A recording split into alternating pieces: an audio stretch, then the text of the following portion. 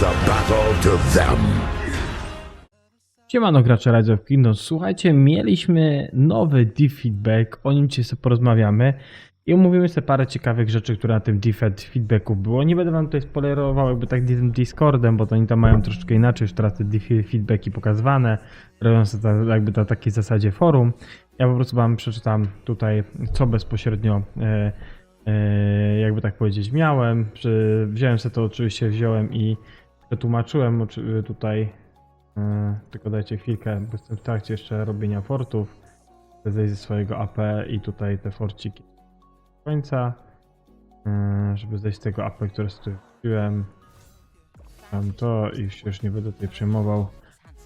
Niestety nie wygramy pre-KVK, tutaj jest Królestwo Ognia bardzo przycisnęło, no i raczej ich nie dogonimy. To jest 17 milionów przewagi, mieliśmy 13 do nich straty jeszcze jakiś czas temu, ale za mało fortów idzie, powinno lecieć ponad 30, no wczoraj leciało 48, no dzisiaj niestety nawet po 50 podchodziło, dzisiaj niestety jest to dużo gorzej. Ale wracając do spotkania deweloperów. Ogólnie tak, witajcie gubernatorzy, witamy w kolejnym spotkaniu twarzą w twarz z deweloperami.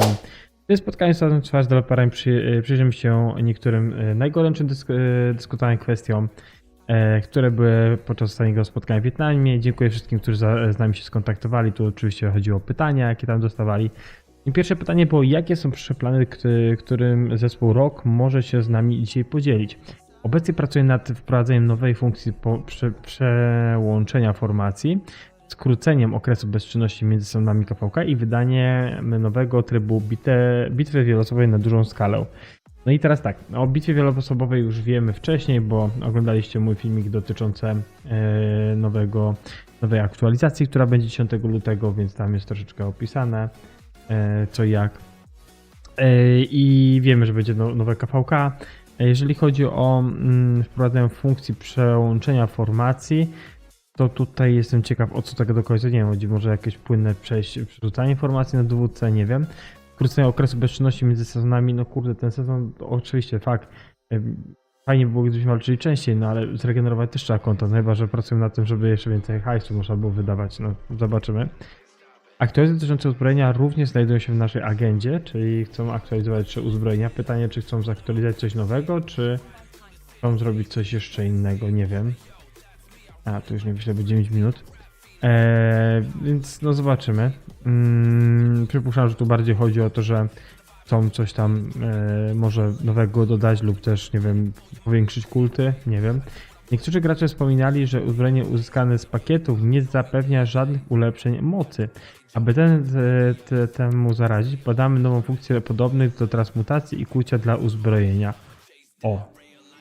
Fajnie, jakby coś takiego wymyślili. Ciekawe co tutaj wyjdzie z tego. Analizujemy również efekty technologii kryształów w sezonie podboju i rozważamy dalsze optymalizacje. I teraz pytanie, czy oni bazują na tym, że chcą jakby ten technologię kryształów w sezonie podboju bardziej rozbudować, czyli żebyśmy więcej musieli wydawać pieniędzy, czy chcą na przykład to zmniejszyć, żeby można było szybciej osiągać dany poziom.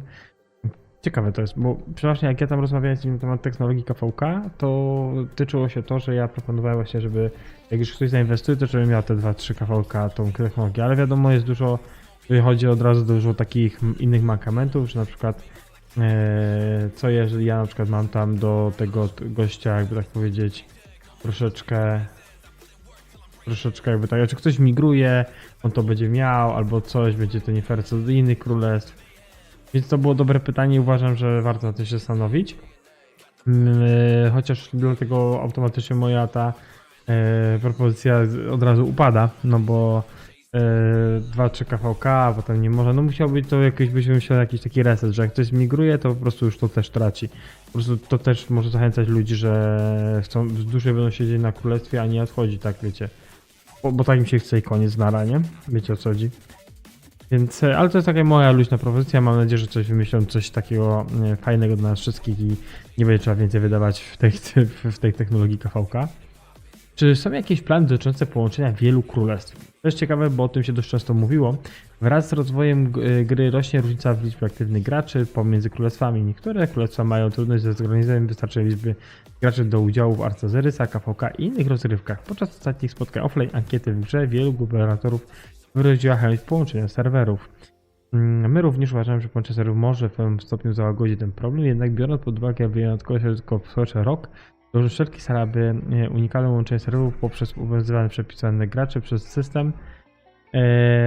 Plan ten jest w trakcie realizacji, a gdy zostanie ukończony, ogłosimy go zaproszeniem spotkania twarzą w twarz. Czyli pewnie będą mieli jakiś system, jak planować sobie połączenie królestw, żeby wygrały jako jedno w KVK, albo mieli sobie jedno home kingdom lub też zmieniłem na przykład numer i tam wszystkie konta są przenoszone.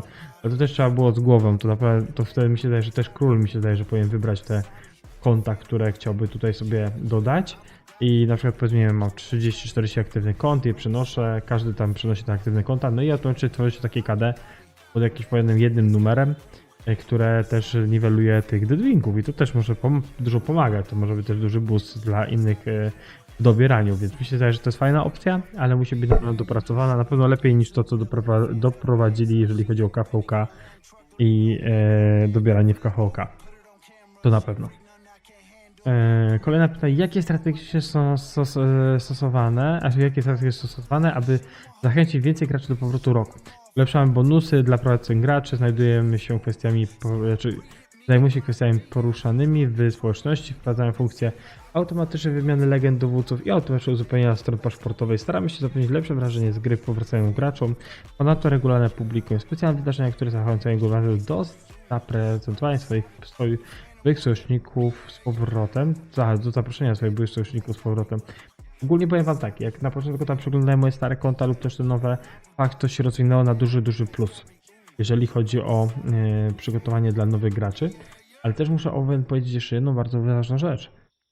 To o czym mówimy, to przygotowanie i to co oni tutaj planują, to jest fajna rzecz, tylko że kurczę, jak ostatnio przeglądałem KVK1, gdzie grałem na tej mojej farmie, gdzie nagrywałem samouczki, to szczerze wam powiem, że to fajne jest dla spenderów. Jeżeli ktoś spenduje troszeczkę pieniędzy, to dzięki tym eventom naprawdę może dużo zyskać, które oni wprowadzają. Z tego co było kiedyś w KVK 1.2 lub też w Home Kingdom sprzed KVK 1 w okresie jałowym, niż jest teraz, ale to bardziej mi się daje pod free-to-playowców. Niestety takie jest moje zdanie. Czwarte pytanie. Wielu graczy rozwija swoje konta na starych serwerach przed migracją na nowe. Zakłócają różne gry. Jak zapatrujecie na tę kwestię? Ogólnie ja myślę, że to mi się pytanie, że to jest jakieś dziwne, bo wiedzą, że teraz wprowadzali bardzo dużo opcji, jeżeli z tymi migracjami KVK 2.3 i też ograniczenia, jeżeli wieków konta, ale z drugiej strony, no kurwa, mamy, przepraszam, ale to jest dla mnie już takie irytujące, że mamy taką sytuację, że mamy po prostu parę biletów, mamy te 2 czy 4 bilety, których każde królestwo ma do wykorzystania i oni płaczą pewnie o to, bo nie przypominam, żeby no nie wiem, żeby oni płakali w tym momencie normalną migracja, jak od grudnia jest już poprawiona, ale bardziej bała mi się zdać te sokowe konta, które migrują na paszporta króla. No kurczę, no takie konta też trzeba ściągnąć, też potrzebuje spenderów. Dla mnie uważam, że to takie pytanie było głupie, które Lee tak odpowiedziała w swoim stylu, że nad tym pracują. Zdajemy sobie sprawę, że niektórzy gracze wykorzystują tę funkcję, aby zyskać przewagę w nowych serwerach. Dokonamy jej przy wyglądu, aby zapewnić bardziej sprawiedliwe środowisko. No, klepią bardziej T4, bo jest więcej T4 do zbicia w KVK1, KVK2 czy na KVK3, a ja uważam, że to jest cofanie konta. Skaczę na KVK2, to cofasz swoje konto w rozwoju. Takie jest moje zdanie. Czy wrażenia z walki na urządzeniach mobilnych zostaną zapenalizowane, podczas gdy ROK został zaprojektowany jako gra mobilna? Wrażenia z walki są znacznie płynniejsze na PC. No wiadomo, na PC jest wygodniej zagrać walkę niż na telefonie. Na telefonie dalej te ulepszenia są fajne, ale w balu, żeby utrzymać dobrze wojsko i to czy naprawdę dobrze grać, to trzeba mieć naprawdę bardzo mocne nerwy. Ja uważam, że to jest takie średnie najeżenie. Dzięki ostatnim aktualizacjom wprowadziliśmy kilka funkcji takich jak Quick Command, Filter Mode, aby wprowadzić wrażenia z walki na urządzeniach mobilnych. Będziemy kontynuować nasze wysiłki w tym obszarze. No, widzicie jak to jest napisane. Będziemy kontynuować, będziemy pomagać. Nie ma jakichś takich konkretów. Ja po prostu uważam, że Tutaj i tak Lilith się rozwinęła pod względem telefonu, jest dużo łatwiej grać niż wcześniej. Chociaż ja dalej jestem zwolennikiem PC-ta. No i szóste pytanie, które było na spotkaniu z deweloperami w Wietnamie. Czy będzie więcej jednostek dalekiego zasięgu? Obecnie jest ich zbyt wiele, co negatywnie wpływa na walkę rok. Gracze wolą atakować jednostki z dalekiego zasięgu, a to może łatwo zepsuć zabawę. No i oni to odpisują w taki dziwny sposób, bo do niedawno byli nowi dowódcy inżynierii. Wciąż przygotowują się na nowego dowódcę inżynierii, ale z rozwagą skupiają się na równowadze i siły na polu bitwy. Rzeczywiście uważam wyraźnie monitoring wydajność jednostek dalekiego zasięgu na polu bitwy. Zauważyłem niektóre kwestie i obawy zgłoszone przez gubernator. W przyszłości będziemy nadal wprowadzać poprawki do jednego dalekiego zasięgu, aby osiągnąć uwzględnioną równowagę między jednostkami dalekiego zasięgu a jednostkami walczącymi wręcz na polu bitwy. To jest, można powiedzieć, że to jest taki ukłon, bo oni w sumie jakiś czas temu brali i mieli parę ich rozmów.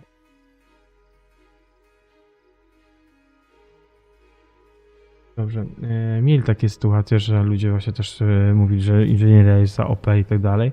Wydaje, że jakoś tam nerfa dostali, ale czekają po prostu jak ci nowi dowódcy chyba z MG lub też z koła się będą prezentować w Openie i żeby móc sprawdzić, czy to rzeczywiście jest sens coś z tym robić takiego grubszego, czy jednak trzeba może tych łuczników jednak znerfić, bo boost króla, który jest wrzucany, to mi się wydaje, że to nie jest jako to nie jest jakoś tam nagroda, tylko po prostu to jest moim zdaniem osobistym. To jest wyrzucenie tego buffa i tam przez parę sekund, chyba sekund albo minutę i jesteśmy w jakiś tam sposób chronieni z tymi inżynierami. Ja uważam, że inżynierię leciutko można znerfić, bo robią bardzo dobre kapeki.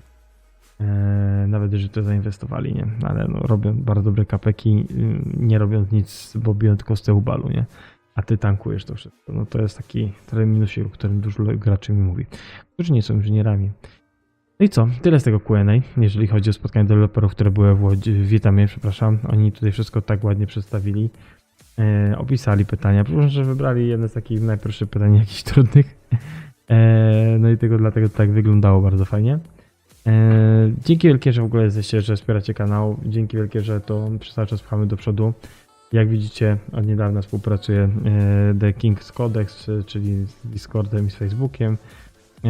Bardzo fajne tam tipy dają, bardzo fajne informacje propos rali, garnizonów, artefakty, bez artefaktu, open field, jak oni by zagrali też doradzą i tyle mogę powiedzieć na koniec. Trzymajcie się, wspierajcie dalej kanał, pchajmy razem tu do przodu. Jeszcze raz elo, hej.